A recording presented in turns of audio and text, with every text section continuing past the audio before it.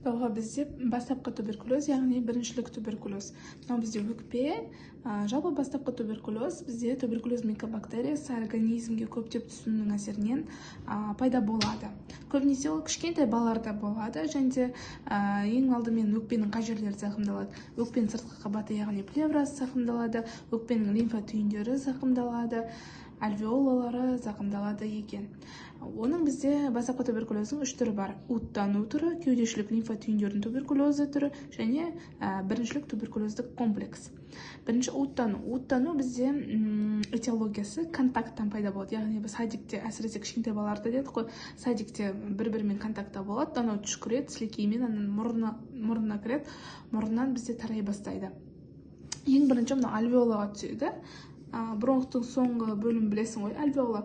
Сол альвеолаға түседі, бізде ол жерде 2 жол арқылы организмге тарайды. 2 жол болады. Біріншісі лимфогенді жол және де гематогенді жол болады. Лимфогенді жол арқылы лимфа түйіндеріне әсер етеді, гематогенді жол арқылы уже ағзаларға қарай әсер ете бастайды. Енді осы жерде лимфа түйіндері бізде ісінеді, ал гематогенді жол бұл ағзаларға таралады дедім ғой, мысалы бауыр сондай заттарға таралатын болса, ол жерлерде бізде токсиндер бөле бастайды да, сөйтіп интоксикациялық синдромдар пайда болады, яғни уыттану пайда болады. Бұны осылайша түсіндіреміз. Және де бұл жерде гематогенді жол пайда болып жатқан кезінде қан тамырларда тромбоваскулит және лимфа түйіндерде лимфоциттің инфильтрациясы пайда болады. Енді уыттану синдромы осымен бітеді. Екіншісі кеудешілік лимфа түйіндердің туберкулезі. Бұл ненің әсерінен пайда болады? Иммунитет төмендегеннің әсерінен туберкулез микобактериясы көп бізде түсе береді, потому что иммунитет төмен ол адамның. Сөйтіп түсе береді, бізде кеудешілік лимфаның түйіндері болады, мына жақтарда лимфаның түйіндері болады. Сол лимфаның түйіндерін, сол жерде бізде туберкулездің таяқшалары бар ғой, сол көп орналасып алады да, осы жердің бәрінде бізде микробтар пайда бола бастайды. Микробтар пайда бола бастайды, кеудешілік лимфа түйіндерінде, потом ол жер бізде қабынады, қабынғаннан кейін бізде уже ол жерлер таралады. Бұл жер бізде қалай таралады? Лимфогенді және бронхогенді жол арқылы таралады. Лимфогенді, бронхогенді жолдар арқылы таралады да, сөйтіп жаңағыдегі қабының ошақтарының орналасуы, олар бізде бронхопульмональда орналасады, потом барып перибронхиальда орналасады. Яғни бронхтарда да, өкпеде де и перибронхиальды бронхтардың шетінде де орналасып алады, ол жаңағыдегі ошақтар. Енді бұның өзінің бізде 2 түрі болады. Бірінші түрі бізде инфильтративті түрі.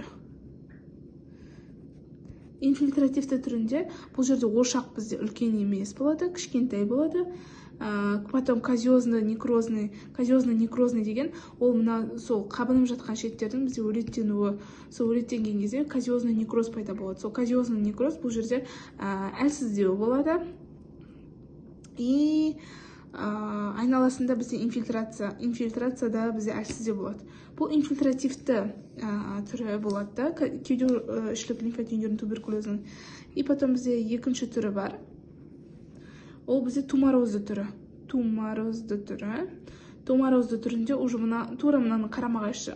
Жаңағыдай бізде қабының ошағы кішкентай болды, бұл жерде уже үлкен ошақ пайда болады.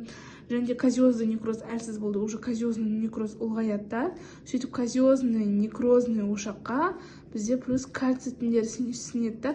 Кальций ол жаққа барған екен, ол жер бізде мынандай аппақ болып қалады ғой, тас сияқтышы.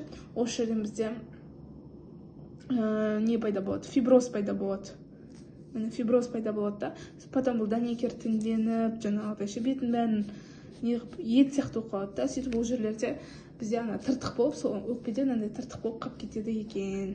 Бұл тыртық бар ғой, басқа бір ауру әсер етіп, иммунитет одан сайын төмендеген кезде бұл тыртық қайтадан ашылып кетіп, басқа тағы осы ауру дамуы мүмкін. Сондықтан да бұл ауруды тезірек емдеп тастау керек. Үшінші түрі біріншілік туберкулездік комплекс. Бірінші туберкулездік комплекс ол резистенттіліктің төмендегеннің әсерінен бізде туберкулез микобактериясы адам организміне көптеп ене бастайды. Сөйтіп ол барады, альвеолаға барады. Альвеоланың барлық бөлімін қамтып шығады, жаңағыдегі микобактерия.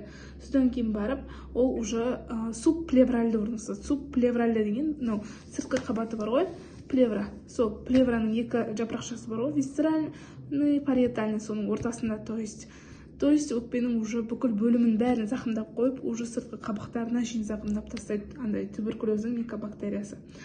Сөйтіп, казиозды, яғни, то есть бұл жерде клиникалық көрінісінде бастапқы аффект пайда болады. Өкпеде бастапқы аффект дегеніміз, ол уже зақымданған жерлерде бізде казиозды некрозды ошақтар пайда бола бастайды. Казиозды некрозды ошақ дегеніміз, ол жаңағыдегі өлеттенген, мысалы өкпенің жасушасы өлеттенеді, сол жерде казиозды некрозды ошақтар пайда бола бастайды. Потом бұл жерде уже жаңағыдегі барлық жерді зақымдап қойғаннан кейін зақымдалған жерде бізде уже сауығу процесі басталады.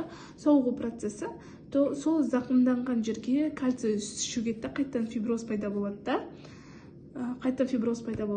Сөйтіп сол жерде ол ошақты біз гон ошағы дейміз. Сауығу ошағы немесе гон ошағы дейміз. Гон ошағы пайда болады мынада. Гон ошағы. Соңында гон ошағының пайда болуымен бітеді. Негізгі клиникалық көріністері, уыттанудың клиникалық көріністері, сол интоксикация, шаршау, тершеңдік, тахикардия деп айтасың. Бұл жерде көк бауырмен бауыр үлкейеді. Общем, бұған андай ой. Өңшең сондай болмайтын нәрселерді айтып шығасың, температура деген сияқты. Ал кеудешілік лимфа түйіндерінде, ол жерде лимфаның түйіндері болады. Кеудедегі солар бізде қатты сынып кетеді. Фибрильді қызба пайда болады. Потом бізде мына жерде мойында вена кава супериор деген болады ғой.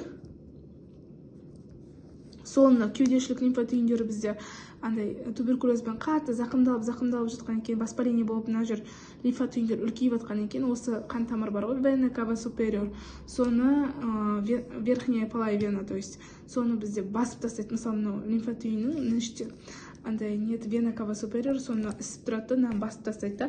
Сөйтіп мойынның ана көк тамырлары бізде прям анық айқын көріне бастайды екен.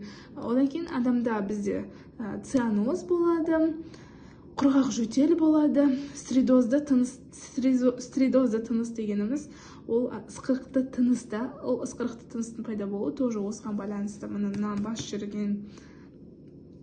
То есть осы кеудешілік лимфа түйіндерінде осындай өзгерістерді көреміз. Ал первичный туберкулезный комплекс кезінде ол жерде уже температура тоже қатты болады, бірақ жөтелі қақырықты болады, мынада құрғақ еді. Сөйтіп өкпеде бізде ауырсыну пайда болады. Неге ауырсыну пайда болады? Потому что өкпенің плеврасы зақымдалса, бізде ауырсыну синдромы береді. Плеврасы зақымдалмаса, ауырсыну бермейді негізі өкпеде. Потом эритемалар пайда бола бастайды, терілерде қызыл-қызыл ошақтар.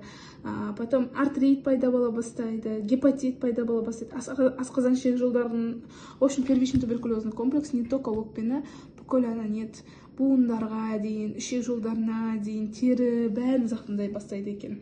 Потом бұл жерде қабырғалар бар ғой, қабырғалар тегістеліп кетеді. На самом деле кішкене төмен болу керек, то есть дөңес болу керек, бұл жерде тегістеліп кетеді.